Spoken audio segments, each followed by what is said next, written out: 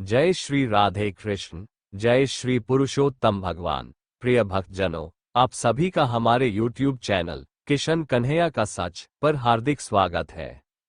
भगवान श्री हरि विष्णु, श्री राधा कृष्ण एवं माता लक्ष्मी की कृपा आप सभी पर सदैव बनी रहे। आज हम श्रद्धा और भक्ति के साथ अधिक मास, पुरुषोत्तम मास, महात्म्य कथा के अध्याय 30 का पावन श्रवण करेंगे। शास्त्रों में कहा गया है कि जो भक्त पुरुषोत्तम मास की कथा को श्रद्धापूर्वक सुनता या सुनाता है, उसके जीवन के अनेक कष्ट दूर होते हैं तथा भगवान श्रीहरि की विशेष कृपा प्राप्त होती है। आइए, मन को एकाग्र करके श्रीहरि का स्मरण करते हुए कथा का शुभारंभ करें। इससे पहले हम लोग गणेश जी की कथा को सुनते हैं।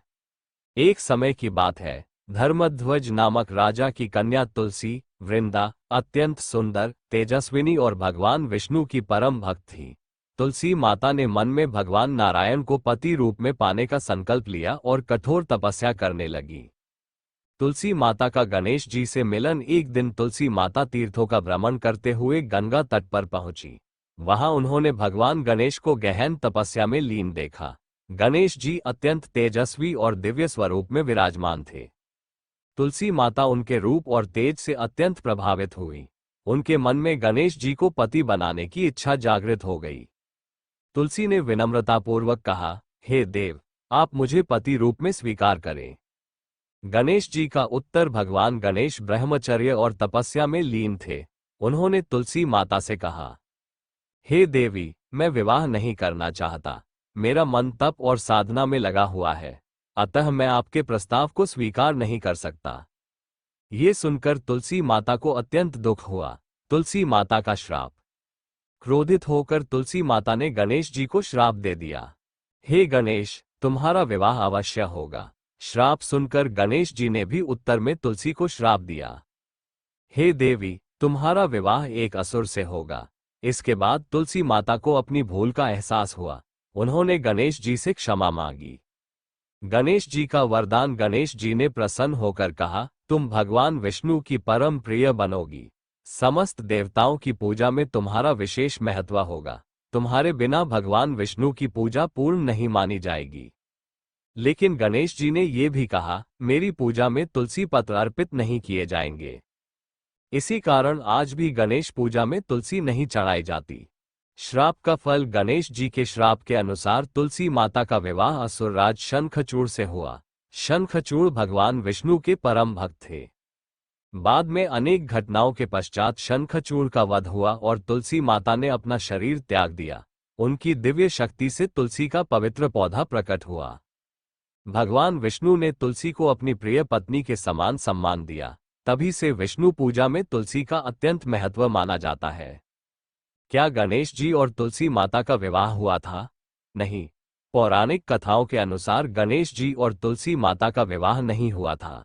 ये कथा विवाह प्रस्ताव, श्राप और वरदान की कथा है। गणेश जी ने तुलसी माता का प्रस्ताव अस्वीकार कर दिया था।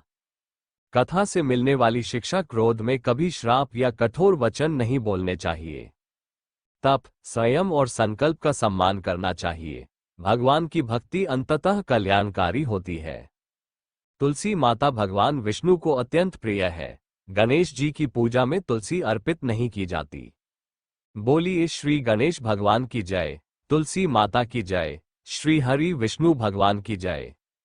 प्रिय भक्तजनों, तुलसी माता की पावन उत्पत्ति, उनके पूर्व जन्म, भगवान विष्णु से संबंध तथा श्राप की अद्भुत पौराणिक कथा का श्रवण करेंगे।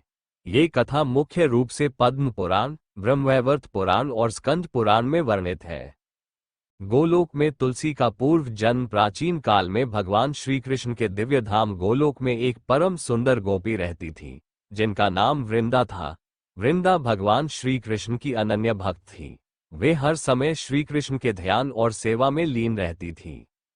एक बार वृंदा के मन में भगवान श्री कृष्ण को पति रूप में पाने की इच्छा जागृत हुई। भगवान श्री कृष्ण ने उनकी भक्ति से प्रसन्न होकर कहा, हे वृंदा, इस जन्म में यह संभव नहीं है, परंतु पृथ्वी पर जन्म लेकर कठोर तपस्या करने के बाद तुम मुझे प्राप्त करोगी। भगवान के वचनों के अनुसार वृंदा को पृथ्वी पर जन्म लेना पड़ा। वृंदा का जन्म समय बीतने पर धर्मध्वज नामक राजा और उनकी पत्नी माधवी के घर एक अत्यंत सुंदर कन्या का जन्म हुआ। उस कन्या का नाम वृंदा रखा गया। वृंदा बचपन से ही भगवान विष्णु की महान भक्त थी। उनका मन संसार के विषयों में नहीं लगता था।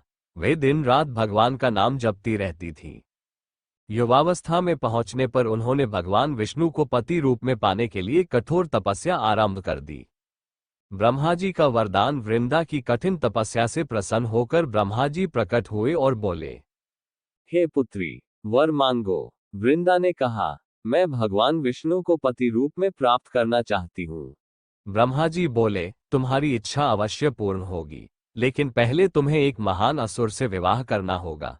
उसके बाद तुम भगवान के समीप स्थान प्राप्त करोगी। वृंदा ने ब्रह्मा जी की आज्ञा स्वीकार कर ली। जलंधर का जन्म। उसी समय समुद्र से एक अत्यंत शक्तिशाली बालक उत्पन्न हुआ जिसका नाम जलंधर रखा गया। कथा के अनुसार एक बार भगवान शिव के क्रोध से निकली अग्नि समुद्र में गिर गई थी। उसी तेज से जलंधर का जन्म हुआ था। जलंधर अत्यंत बलशाली, पराक्रमी और तेजस्वी था। वृंदा और जलंधर का विवाह। जब जलंधर युवा हुआ तो उसका विवाह वृंदा से कर दिया गया। वृंदा अत्यंत पतिव्रता स्त्री थी।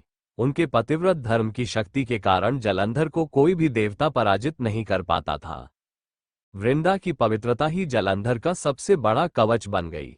जलंधर और देवताओं का युद्ध समय बीतने पर जलंधर अत्यंत अहंकारी हो गया। उसने इंद्र सहित सभी देवताओं को पराजित कर दिया। देवता भयभीत होकर भगवान विष्णु और भगवान शिव के पास पहुंचे। भगवान शिव ने जलंधर से युद्ध किया, लेकिन वृंदा के सतीत्व के प्रभाव से जलंधर को कोई पराजित नहीं कर सका। भगवान विष्णु की लीला देवताओं के अनुरोध पर भगवान विष्णु ने एक उपाय किया। उन्होंने जलंधर का रूप धारण कर लिया और वृंदा के आश्रम में पहुंचे।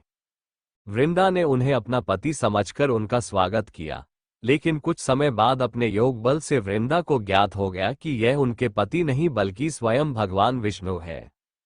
जैसे ही वृंदा का पतिव्रत भंग हुआ, उसी क्षण जलंधर का रक्षा कवच नष्ट हो गया। युद्धभूमि में भगवान शिव ने जलंधर का वध कर दिया। वृंदा का श्राप। जब वृंदा को संपूर्ण घटना का ज्ञान हुआ तो वे अत्यंत दुखी हुई। उन्होंने भगवान विष्णु से कहा, हे प्रभु, आपने धर्म की रक्षा के लिए ये कार्य किया है, लेकिन आपने मेरे पतिव्रत को भंग किया है, इसलिए मैं आपको श्राप देती हूं कि आप पत्थर बन जाएंगे। वृंदा के श्राप को भगवान विष्णु ने सहर्ष स्वीकार कर लिया। वृंदा के श्राप के प्रभाव से भगवान विष्णु शालिग्राम शिला के रूप में प्रकट हुए। यही कारण है कि आज भी शालिग्राम भगवान विष्णु का स्वरूप माने जाते हैं। वृंदा का अग्नि प्रवेश अपने पति जलंधर की मृत्यु और इस घटना से दुखी होकर वृंदा ने अग्नि में प्रवेश कर लिया। उनकी पवित्र आत्मा भगवान में लीन हो गई। भगवान विष्णु स्वयं अत्यंत व्यथित हो गए। तुलसी का प्राकट्य जहां वृंदा का शरीर भस्म हुआ था, उसी स्थान से एक दिव्य पौधा उत्पन्न हुआ। भगवान विष्णु ने कहा, हे वृंदा, आज से तुम संसार में तुलसी के नाम से प्रसिद्ध होगी। तुम मुझे अत्यंत प्रिय रहोगी। मेरी पूजा, भोग, यज्ञ, दान, व्रत और आराधना तुम्हारे बिना पूर्ण नहीं मानी जाएगी। तभी से वृंदा तुलसी माता के रूप में पूजित होने लगी। तुलसी विवाह की परंपरा। भगवान विष्णु ने वृंदा को यह वरदान भी दिया कि प्रत्येक वर्ष कार्तिक शुक्ल एकादशी से पूर्णिमा के बीच उनका विवाह शालिग्राम भगवान के साथ किया जाएगा। इसी कारण देवउठनी एकादशी के बाद तुलसी विवाह का आयोजन किया जाता है। यह विवाह अत्यंत शुभ माना जाता है। तुलसी माता का महत्व। शास्त्रों में कहा गया है, तुलसी भगवान विष्णु को सबसे प्रिय है। तुलसी दल के बिना विष्णु पूजा अधूरी मानी जाती है। घर में तुलसी होने से सकारात्मक ऊर्जा बनी रहती है। तुलसी की प्रतिदिन पूजा करने से पापों का नाश होता है। तुलसी के समीप दीपक जलाने से भगवान विष्णु और माता लक्ष्मी प्रसन्न होते हैं। जो भक्त श्रद्धा और भक्ति भाव से तुलसी माता की उत्पत्ति और श्राप की इस पावन कथा का श्रवण करता है, उसके जीवन के कष्ट दूर होते हैं, घर में सुख समृद्धि आती है और भगवान श्रीहरि विष्णु तथा तुलसी माता की विशेष कृपा प्राप्त होती है। समापन बोलिए श्री तुलसी माता की जय, श्री शालिग्राम भगवान की जय, भगवान श्रीहरि विष्णु की जय, माता लक्ष्मी जी की जय। सनातन धर्म की जय। राधे राधे। जय श्री कृष्ण। बोलिए पुरुषोत्तम भगवान की जय। श्री राधे कृष्ण भगवान की जय। माता लक्ष्मी जी की जय। पुरुषोत्तम मास महात्म्य कथा अध्याय 30। नारद जी ने विनम्र भाव से भगवान नारायण से पूछा, हे प्रभु, आपने पतिव्रता स्त्रियों की महिमा तो बताई, अब उनके लक्षणों को विस्तार से कहिए। ये सुनकर भगवान नारायण मुस्कुराए और बोले, हे नारद, सुनो, मैं तुम्हें सच्ची पतिव्रता स्त्री के गुणों का वर्णन करता हूँ। उन्होंने कहा कि सच्ची पतिव्रता स्त्री वही है जो अपने पति को ही परम देवता मानती है, चाहे पति रूपवान हो या कुरूप, धनी हो या निर्धन, ज्ञानी हो या अज्ञानी, वह हर परिस्थिति में उसके प्रति श्रद्धा, सेवा और समर्पण का भाव रखती है। वह अपने मन, वचन और कर्म से पति का आदर करती है और कभी भी कठोर वाणी का प्रयोग नहीं करती। भगवान ने आगे बताया कि ऐसी स्त्री अपने मन को संयम में रखती है। वह किसी अन्य पुरुष की ओर आकर्षित नहीं होती, न ही किसी प्रकार के प्रलोभन से विचलित होती है। उसकी निष्ठा इतनी दृढ़ होती है कि वह केवल अपने पति के सुख दुख में ही अपना जीवन समर्पित कर देती है। पति के प्रसन्न होने पर वह प्रसन्न होती है और उसके दुख में स्वयं भी दुखी हो जाती है। पतिव्रता स्त्री का जीवन अत्यंत मर्यादित और अनुशासित होता है। वह घर के कार्यों को कुशलता से संभालती है, सास ससुर की सेवा करती है और परिवार में प्रेम एवं शांति बनाए रखती है। वह अपने व्यवहार से घर को स्वर्ग समान बना देती है। पति के आने पर उसका आदर करना, समय पर भोजन देना, मधुर वचन बोलना, ये उसके स्वभाव में ही शामिल होते हैं। भगवान नारायण ने ये भी बताया कि ऐसी स्त्री अपने आचरण में अत्यंत सावधानी रखती है। वह व्यर्थ हंसी मजाक, क्रोध, ईर्ष्या और असंयम से दूर रहती है। यदि पति कहीं बाहर चला जाए तो वह उसके कल्याण के लिए प्रार्थना करती है और स्वयं सादगी से जीवन बिताती है। उन्होंने गर्भवती स्त्री के लिए भी नियम बताए। उसे सदैव शुद्ध, प्रसन्न और संयमित रहना चाहिए ताकि उत्तम संतान की प्राप्ति हो। वहीं विधवा स्त्री के लिए भी संयम, साधना और सादगीपूर्ण जीवन को श्रेष्ठ बताया गया है। भगवान नारायण ने अंत में कहा, हे नारद, इस संसार में पति के समान स्त्री के लिए कोई देवता नहीं है। पति की प्रसन्नता से ही स्त्री को सुख, समृद्धि, संतान और यश प्राप्त होता है। जो स्त्री अपने धर्म का पालन करती है वह न केवल इस लोक में सुख भोगती है बल्कि परलोक में भी उच्च स्थान प्राप्त करती है। सूत जी बोले, हे विप्रो, जब नारद मुनि ने पतिव्रता धर्म का अद्भुत वर्णन सुना तो उनके हृदय में एक और जिज्ञासा उत्पन्न हुई। उन्होंने विनम्रता से भगवान नारायण से पूछा, हे प्रभु, आपने अनेक दानों का महत्व बताया, परंतु कांसे के संपुट के दान को सबसे श्रेष्ठ कहा है। कृपा करके उसके रहस्य को विस्तार से बताइए। भगवान नारायण ने प्रसन्न होकर कहा, हे नारद, प्राचीन काल में एक बार माता पार्वती ने भी पुरुषोत्तम मास का व्रत किया था। व्रत की समाप्ति पर उन्होंने भगवान शिव से पूछा कि इस व्रत को पूर्ण करने के लिए कौन सा दान सर्वोत्तम है जिससे संपूर्ण फल प्राप्त हो। तब भगवान शिव ने गहन ध्यान कर उत्तर दिया, हे पार्वती, पुरुषोत्तम मास इतना महान है कि इसमें अन्य सभी दान गौण हो जाते हैं। इस व्रत की पूर्णता के लिए संपुट दान का विधान है। ब्रह्मांड के समान उस संपुट का दान अत्यंत दुर्लभ है, इसलिए उसके स्थान पर कांसे का संपुट बनाकर उसमें 30 मालपुए रखकर विधिपूर्वक पूजन कर योग्य ब्राह्मण को अर्पित करना चाहिए। यदि सामर्थ्य हो तो ऐसे 30 संपुटों का दान करना उत्तम माना गया है।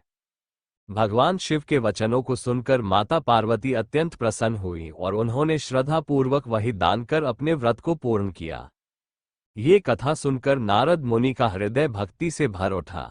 उन्होंने कहा, हे प्रभु, अब मुझे पूर्ण विश्वास हो गया है कि पुरुषोत्तम मास सभी साधनों में श्रेष्ठ है। केवल इसका श्रवण ही मनुष्य के पापों का नाश कर देता है, तो जो श्रद्धा और विधि से इसका पालन करता है उसके पुण्य का तो वर्णन ही नहीं किया जा सकता। सूत जी आगे कहते हैं, जो मनुष्य इस भारत भूमि में जन्म लेकर भी इस पवित्र पुरुषोत्तम मास का पालन नहीं करते, वे जीवन भर दुखों के चक्र में फंसे रहते हैं। इसलिए इस मास में सत्य बोलना, दान देना, ब्राह्मणों का सत्कार करना और भगवान का भजन करना अत्यंत आवश्यक है। इस मास में विशेष रूप से भगवान श्री कृष्ण का ध्यान और पूजन करना चाहिए। श्यामवर्ण, पीतांबरधारी, मुरलीधर, राधिका सहित पुरुषोत्तम भगवान का स्मरण करने से मनुष्य के सभी कष्ट दूर हो जाते हैं।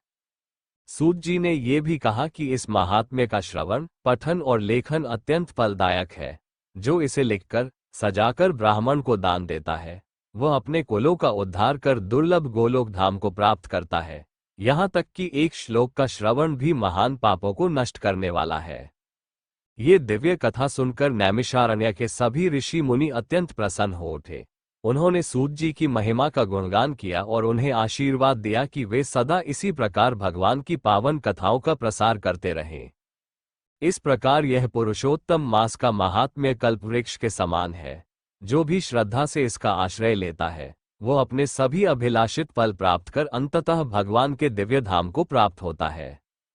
प्रिय भक्तजनों, आज हमने श्रद्धा और भक्ति भाव से अधिक मास, पुरुषोत्तम मास महात्म्य कथा के अध्याय 30 एवं 31 का श्रवण किया।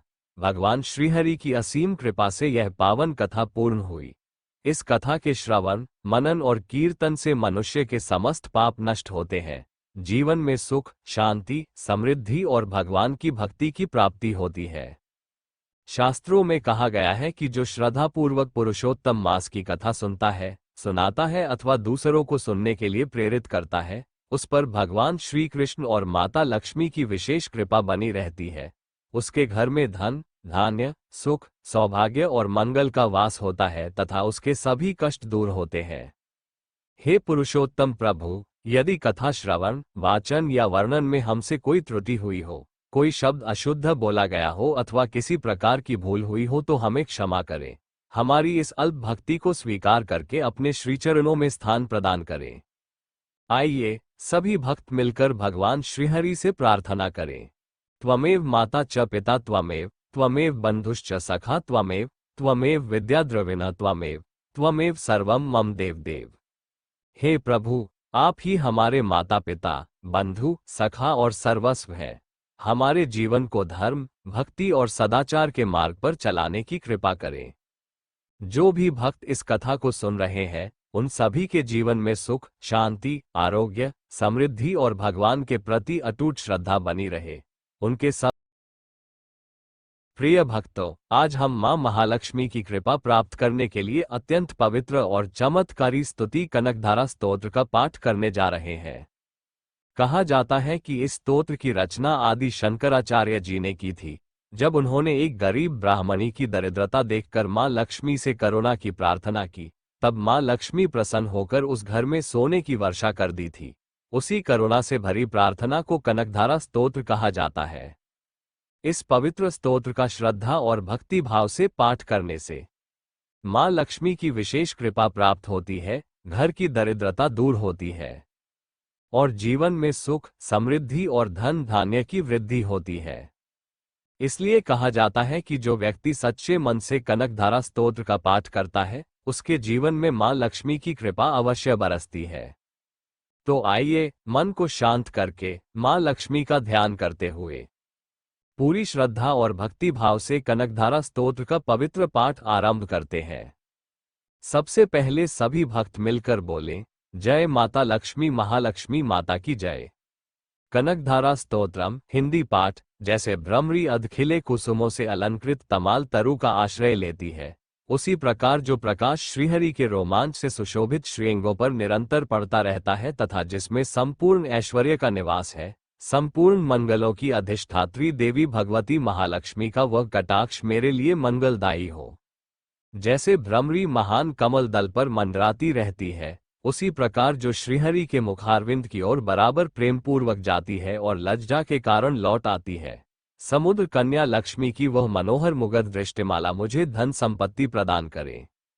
जो संपूर्ण देवताओं के अधिपति इंद्र के पद का वैभव विलास देने में समर्थ है, मधोहता श्रीहरि को भी अधिकाधिक आनंद प्रदान करने वाली है तथा जो नीलकमल के भीतरी भाग के समान मनोहर जान पड़ती है, उन लक्ष्मी जी के अधखुले नेत्रों की दृष्टि क्षण भर के लिए मुझ पर थोड़ी सी अवश्य पड़े। शेषशायी भगवान विष्णु की धर्मपत्नी श्री लक्ष्मी जी के नेत्र हमें ऐश्वर्य प्रदान करने वाले हों, जिनकी पुतली तथा बरौनियां अनंत के वशीभूत हो अधखुले किंतु साथ ही निर्निमेष, अपलक नयनों से देखने वाले आनंद कंद श्री मुकुंद को अपने निकट पाकर कुछ तिरछी हो जाती है। जो भगवान मधुसूदन के कौस्तुभ मणि मंडित वक्षस्थल में इंद्रनीलमयी हारावली सी सुशोभित होती है तथा उनके भी मन में प्रेम का संचार करने वाली है, वह कमल कुंजवासिनी कमला की कटाक्षमाला मेरा कल्याण करे। जैसे मेघों की घटा में बिजली चमकती है, उसी प्रकार जो कैटभ शत्रु श्री विष्णु के काली मेघमाला के श्याम सुंदर वक्षस्थल पर प्रकाशित होती है, जिन्होंने अपने आविर्भाव से भृगुवंश को आनंदित किया है तथा जो समस्त लोकों की जननी है, उन भगवती लक्ष्मी की पूजनीय मूर्ति मुझे कल्याण प्रदान करे। समुद्र कन्या कमला की वह मंद, अलस, मंथर और अर्धोन्मीलित दृष्टि, जिसके प्रभाव से कामदेव ने मंगलमय भगवान मधुसूदन के हृदय में प्रथम बार स्थान प्राप्त किया था, यहाँ मुझ पर पड़े। भगवान नारायण की प्रेयसी लक्ष्मी का नेत्र रूपी मेघ दयारूपी अनुकूल पवन से प्रेरित हो दुष्कर्म, धनाग्म विरोधी अशुभ प्रारब्ध रूपी धाम को चिरकाल के लिए दूर हटाकर विषाद रूपी धर्मजन्य ताप से पीड़ित मुझ दीन रूपी चातक पर धनरूपी जलधारा की वृष्टि करें। विशिष्ट बुद्धि वाले मनुष्य जिनके प्रीति पात्र होकर जिस दया दृष्टि के प्रभाव से स्वर्ग पद को सहज ही प्राप्त कर लेते हैं, पद्मासना पद्मा की वह विकसित कमल गर्भ के समान कांतिमयी दृष्टि मुझे मनोवांछित पुष्टि प्रदान करे। जो सृष्टि लीला के समय वाग्देवता ब्रह्मशक्ति के रूप में विराजमान होती है तथा प्रलय लीला के काल में शाकंभरी भगवती दुर्गा अथवा चंद्रशेखर वल्लभा पार्वती रुद्रशक्ति के रूप में अवस्थित होती है, त्रिभुवन के एकमात्र पिता भगवान नारायण की उन नित्य यौवना प्रेयसी श्रीलक्ष्मी जी को नमस्कार है। मात, शुभ कर्मों का फल देने वाली श्रुति के रूप में आपको प्रणाम है। रमणीय गुणों की सिंधु रूपा रति के रूप में आपको नमस्कार है। कमल वन में निवास करने वाली शक्ति स्वरूपा लक्ष्मी को नमस्कार है तथा पुष्टि रूपा पुरुषोत्तम प्रिया को नमस्कार है। कमल वदना कमला को नमस्कार है। क्षीर सिंधु सभ्यता श्रीदेवी को नमस्कार है। चंद्रमा और सुधा की सगी बहन को नमस्कार है। भगवान नारायण की वल्लभा को नमस्कार है। कमल सदृश नेत्रों वाली माननीय माँ, आपके चरणों में किए गए प्रणाम संपत्ति प्रदान करने वाले, संपूर्ण इंद्रियों को आनंद देने वाले, साम्राज्य देने में समर्थ और सारे पापों को हर लेने के लिए सर्वथा उद्यत है। वे सदा मुझे ही अवलंबन दे, मुझे ही आपकी चरण वंदना का शुभ अवसर सदा प्राप्त होता रहे। जिनके कृपा कटाक्ष के लिए की गई उपासना उपासक के लिए संपूर्ण मनोरथों और संपत्तियों का विस्तार करती है, श्रीहरि की हृदयेश्वरी उन्हीं आप लक्ष्मी देवी का मैं मन, वाणी और शरीर से भजन करता हूँ। भगवती हरिप्रिया, तुम कमल वन में निवास करने वाली हो, तुम्हारे हाथों में नीला कमल सुशोभित है। तुम अत्यंत उज्ज्वल वस्त्र, गंध और माला आदि से सुशोभित हो। तुम्हारी झांकी बड़ी मनोरम है। त्रिभुवन का ऐश्वर्य प्रदान करने वाली देवी, मुझ पर प्रसन्न हो जाओ। दिग्गजों द्वारा सुवर्ण कलश के मुख से गिराए गए आकाश गंगा के निर्मल एवं मनोहर जल से जिनके श्री अंगों का अभिषेक स्नान संपादित होता है, संपूर्ण लोकों के अधीश्वर भगवान विष्णु की गृहिणी और क्षीर सागर की पुत्री उन जगत जननी लक्ष्मी को मैं प्रातः काल प्रणाम करता हूँ। कमल नयन केशव की कमनीय कामिनी कमले, मैं अकिंचन दीनहीन मनुष्यों में अग्रगण्य हूँ, अतएव तुम्हारी कृपा का स्वाभाविक पात्र हूँ। तुम उमड़ती हुई करुणा की बाढ़ की तरह तरंगों के समान कटाक्षों द्वारा मेरी ओर देखो। जो मनुष्य इन स्तुतियों द्वारा प्रतिदिन वेदत्रयी स्वरूपा त्रिभुवन जननी भगवती लक्ष्मी की स्तुति करते हैं, वे इस भूतल पर महान गुणवान और अत्यंत सौभाग्यशाली होते हैं तथा विद्वान पुरुष भी उनके मनोभावों को जानने के लिए उत्सुक रहते हैं। ओम श्री महालक्ष्म्यै नमः। भक्तों, अभी आपने बड़ी श्रद्धा और भक्ति भाव से मां महालक्ष्मी की पावन स्तुति कनकधारा स्तोत्र का पाठ सुना। कहा जाता है कि जिस घर में श्रद्धा और विश्वास के साथ कनकधारा स्तोत्र का पाठ किया जाता है, वहां मां लक्ष्मी की विशेष कृपा बनी रहती है। घर की दरिद्रता दूर होती है और सुख, समृद्धि तथा धन धान्य की वृद्धि होती है। ये स्तोत्र हमें ये भी सिखाता है कि जब मन में सच्ची करुणा, दया और भक्ति होती है, तब भगवान और देवी देवता अवश्य प्रसन्न होते हैं और अपने भक्तों पर कृपा बरसाते हैं। आइए हम सभी मिलकर मां महालक्ष्मी से प्रार्थना। तुलसी माता जी की कहानी को सुनेंगे। एक कन्या थी। जब वह थोड़ी बड़ी हुई और उसको समझ आने लगी, तब से ही वह तुलसी माता जी की पूजन करने लगी। उसके प्रतिदिन का नियम था कि तुलसी माता जी का पूजन करने के बाद ही खाना खाती थी। जब वह कन्या शादी के लायक हुई तब उसके माता पिता ने उसकी शादी करवा दी। कन्या को उसके माता पिता ने दहेज में भी एक तुलसी का गमला दिया। ससुराल में वह प्रतिदिन सवेरे उठते ही पूजा करती, फिर उसके बाद ही खाना खाने बैठती थी। उसकी दो जेठानियां थी, वो दोनों उसका मजाक उड़ाती थी कि बड़ी नियम धर्म वाली बनती है। उन दोनों को उससे बहुत ईर्ष्या होती थी, इसलिए वो दोनों तुलसी जी का गमला जी छुपा देती। वह कन्या बड़ी मुश्किल से गमला ढूंढ कर लाती, अच्छे से पूजा करती और फिर खाना खाती। वह गमला ढूंढ कर लियाती तो एक दिन तो उसकी जेठानियों ने क्या करा कि गमला ही दूर फेंक दिया। कन्या ने खूब ढूंढा पर उसे गमला नहीं मिला। वह बहुत ही परेशान हो गई। उस दिन तो उसने खाना भी नहीं खाया, उसका नियम जो था। उस कन्या की सच्ची भक्ति देखकर तुलसी माता उससे बहुत प्रसन्न हो गए और उसके कमरे में तुलसी माता का गमला प्रकट हो गया। अगले दिन सुबह जब वह उठी तो क्या देखती है कि उसके खाट के चारों कोनों पर तुलसी माता का गमला आ गया है। यह देखकर वह तो बहुत प्रसन्न हो गई कि अब मेरी तुलसी माता को कोई चुरा नहीं सकेगा। पूजन करने के लिए भी कहीं और जाना नहीं पड़ेगा और कोई मेरी तुलसी माता को फेंक भी नहीं सकेगा। वह तो जल्दी से उठकर स्नान करती है और तुलसी माता की पूजन कर लेती है। जब वह खाना खाने बैठी तो उसकी जेठानियां मजाक करने लगी कि लो देवरानी का नियम धर्म पूरा हो गया। उससे पूछती है कि तुलसी जी की पूजा कर ली क्या। देवरानी धीरे से बोलती है कर ली। जेठानियां बोलती है कहाँ से कर ली पूजा, गमला तो फेंक दिया था। देवरानी कहती है कि देख लो मेरे कमरे में खाट पर तुलसी जी लग रही है। जेठानियां बहुत शर्मिंदा हुई और बोली कि देवरानी तेरी भक्ति सच्ची है, हमने तुझे बहुत परेशान करा, हमें माफ कर दे। देवरानी उन्हें माफ कर देती है। हम भी तुलसी माताजी से यही प्रार्थना करते हैं कि हे तुलसी माता जैसी कृपा आपने देवरानी पर करी वैसी हम सब पर भी करना। सीता माता की नितनेम की कथा। ये कहानी सीता माता कहती थी और श्री राम इसे सुना करते थे। एक दिन श्री राम भगवान को किसी काम के लिए बाहर जाना पड़ गया तो सीता माता कहने लगी कि भगवान मेरा तो 12 वर्ष का नित्य नियम है, अब आप बाहर जाएंगे तो मैं अपनी कहानी किसे सुनाऊंगी। श्री राम ने कहा कि तुम कुएं की पाल पर जाकर बैठ जाना और वहां जो औरतें पानी भरने आएंगी उन्हें अपनी कहानी सुना देना। सीता माता कुएं की पाल पर जाकर बैठ जाती है। एक स्त्री आई, उसने रेशम की जरी की साड़ी पहन रखी थी और सोने का घड़ा ले रखा था। सीता माता उसे देख कहती हैं कि बहन मेरा 12 वर्ष का नितनेम सुन लो। पर वह स्त्री बोली कि मैं तुम्हारा नितनेम सुनूंगी तो मुझे घर जाने में देर हो जाएगी और मेरी सास मुझसे लड़ेगी। उसने कहानी नहीं सुनी और चली गई। उसकी रेशम जरी की साड़ी फट गई, सोने का घड़ा मिट्टी के घड़े में बदल गया। सास ने देखा तो पूछा कि ये किसका दोष अपने सिर लेकर आ गई है। बहू ने कहा कि कुएं पर एक औरत बैठी थी, उसने कहानी सुनने के लिए कहा लेकिन मैंने सुनी नहीं जिसका ये फल मिला। बहू की बात सुनकर अगले दिन वही साड़ी और घड़ा लेकर सास कुएं की पाल पर गई। सास को वहीं माता सीता बैठी मिली तो माता सीता ने कहा कि बहन मेरी कहानी सुन लीजिए।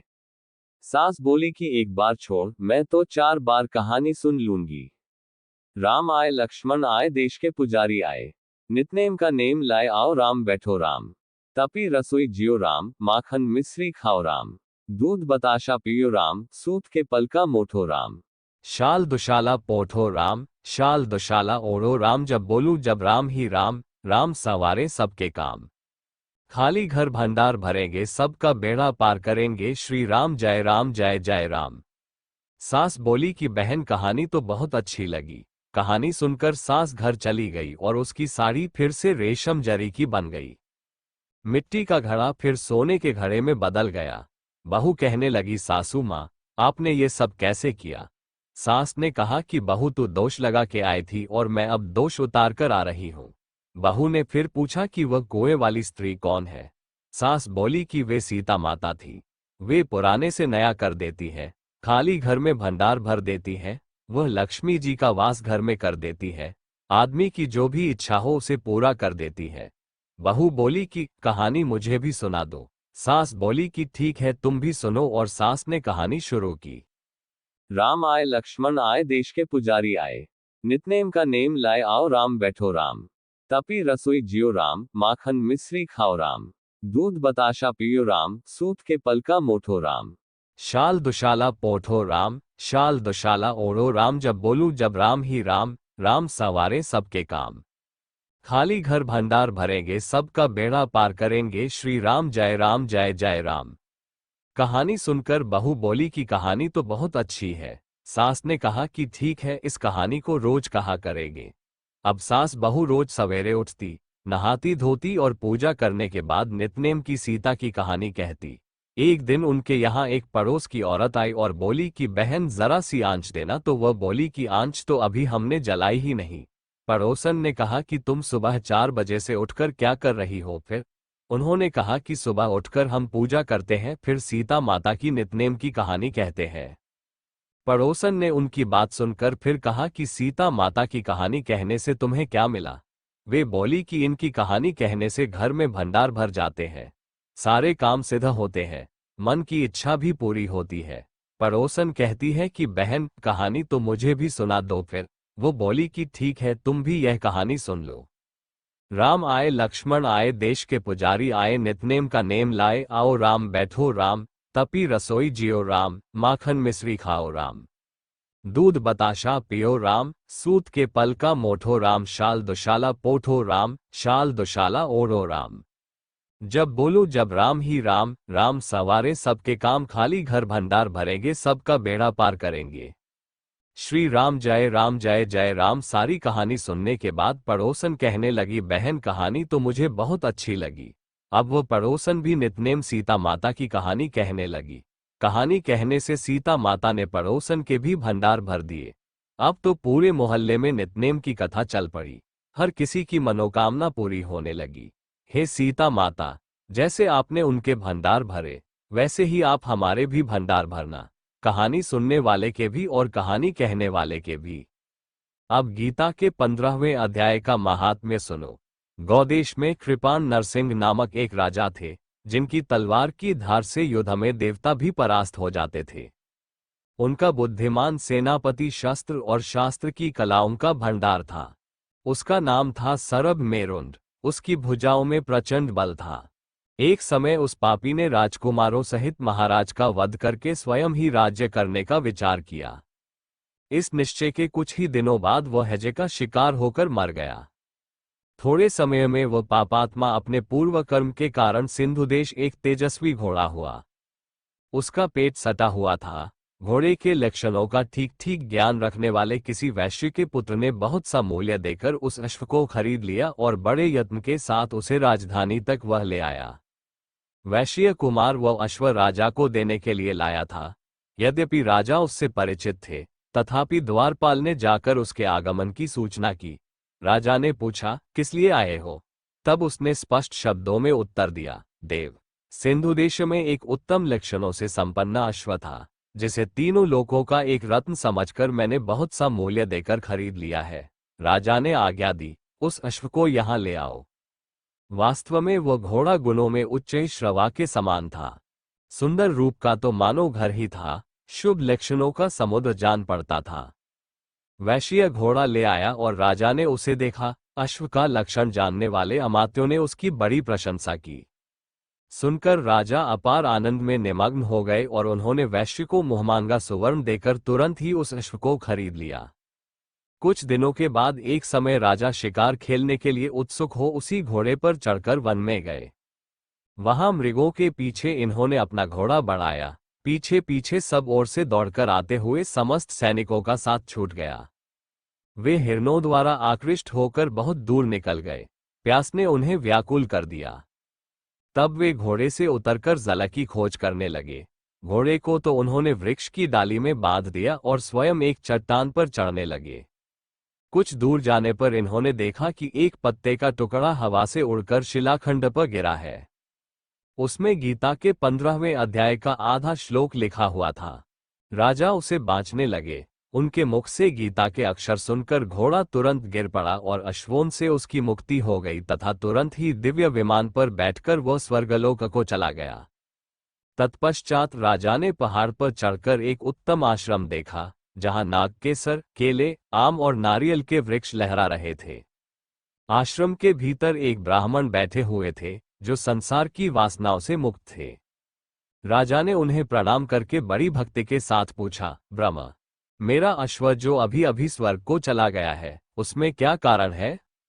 राजा की बात सुनकर त्रिकालदर्शी, मंत्रवेयता एवं महापुरुषों में श्रेष्ठ विष्णु शर्मा नामक ब्राह्मण ने कहा, राजन, पूर्व काल में तुम्हारे यहाँ जो सरब मेरुंड नामक सेनापति था, वह तुम्हें पुत्रांसहित मारकर स्वयं राज्य हड़प लेने को तैयार था।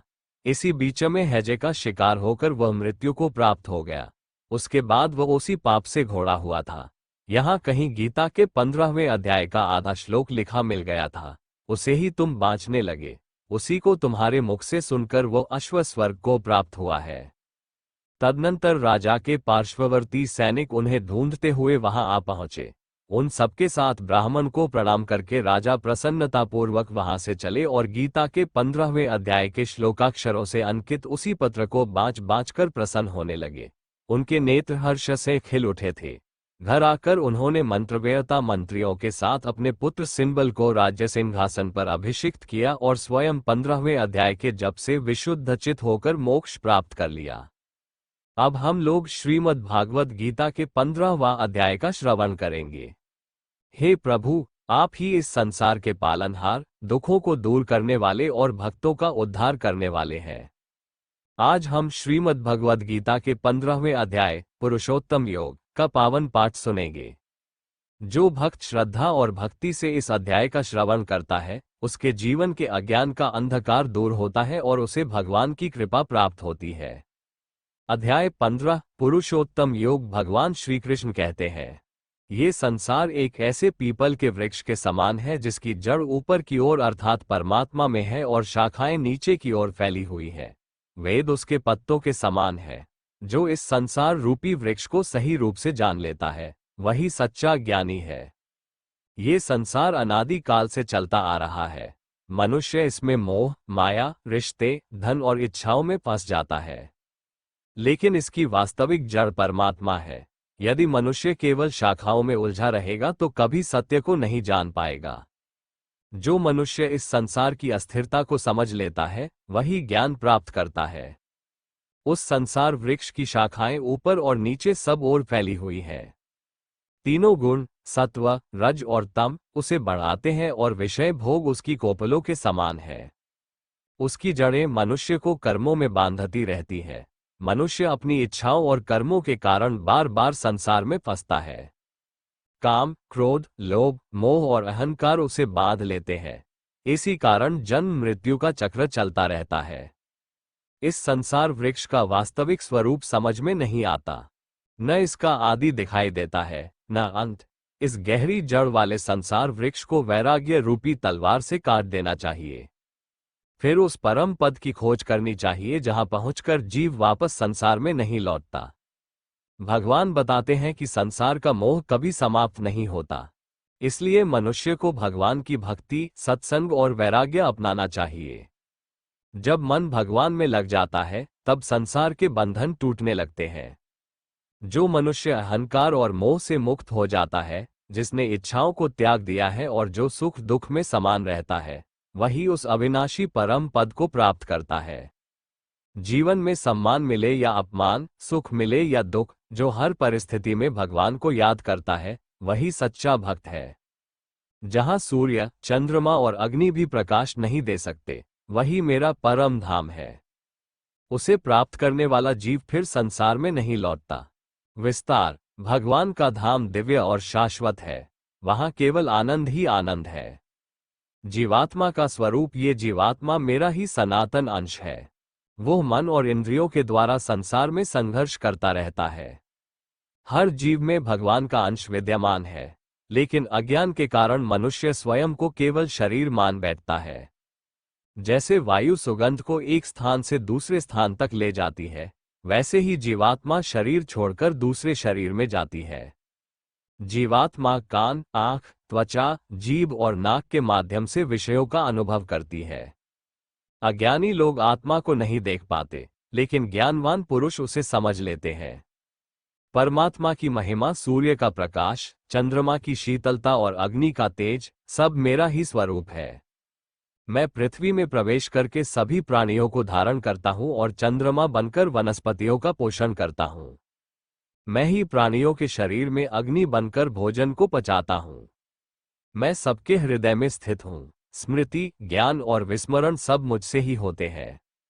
सभी वेदों द्वारा मैं ही जानने योग्य हूं। भगवान हर जीव के भीतर विराजमान है। जब मनुष्य सच्चे हृदय से भगवान को पुकारता है, तब भगवान उसकी सहायता अवश्य करते हैं। क्षर, अक्षर और पुरुषोत्तम इस संसार में दो प्रकार के पुरुष हैं। एक नाशवान और दूसरा अविनाशी। इन दोनों से श्रेष्ठ पुरुषोत्तम परमात्मा है, जो तीनों लोकों का पालन करते हैं। मैं नाशवान और अविनाशी दोनों से श्रेष्ठ हूं, इसलिए संसार और वेदों में मुझे पुरुषोत्तम कहा गया है। जो मनुष्य मुझे पुरुषोत्तम रूप में जान लेता है, वो सब कुछ जानने वाला हो जाता है और पूर्ण भक्ति से मेरी आराधना करता है। यह अत्यंत गुप्त ज्ञान मैंने तुम्हें बताया है। इसे जानकर मनुष्य धन्य हो जाता है। अध्याय 15 का सार। इस अध्याय में भगवान श्री कृष्ण ने बताया कि ये संसार एक वृक्ष के समान है। मोह और माया मनुष्य को बांधते हैं। वैराग्य और भक्ति से मुक्ति मिलती है। जीवात्मा भगवान का अंश है। परमात्मा ही सबके हृदय में विराजमान है। भगवान श्री कृष्ण ही पुरुषोत्तम है। हे प्रभु श्री कृष्ण, जिस प्रकार आपने अर्जुन को ज्ञान देकर उसका मार्गदर्शन किया, उसी प्रकार हमारे जीवन से भी अज्ञान का अंधकार दूर कीजिए। हमारे मन में भक्ति, श्रद्धा और सद्बुद्धि का प्रकाश भर दीजिए। जो भक्त श्रद्धा से गीता के 15वें अध्याय का पाठ या श्रवण करता है, उसके जीवन में सुख, शांति और आध्यात्मिक उन्नति आती है। श्री कृष्णा। ओम जय जगदीश हरे। स्वामी जय जगदीश हरे। भक्त जनों के संकट क्षण में दूर करे। ओम जय जगदीश हरे। जो ध्यावे पल पावे। दुख विन से मन का। स्वामी दुख विन से मन का। सुख संपत्ति घर आवे। कष्ट मिटे तन का। ओम जय जगदीश हरे। मात पिता तुम मेरे। शरण गहूं किसकी। स्वामी शरण गहूं किसकी। तुम बिन और ना दूजा। आस करूं जिसकी। ओम जय जगदीश हरे। तुम पूर्ण परमात्मा, तुम अंतर्यामी। स्वामी तुम अंतर्यामी। पारब्रह्म परमेश्वर, तुम सबके स्वामी। ओम जय जगदीश हरे। तुम करुणा के सागर, तुम पालन करता। स्वामी तुम पालन करता। मैं मूर्ख खल कामी, कृपा करो भरता। ओम जय जगदीश हरे। तुम हो एक अगोचर, सबके प्राणपति। स्वामी सबके प्राणपति। किस विधि मिलूं दया में, तुमको मैं कुमति। ओम जय जग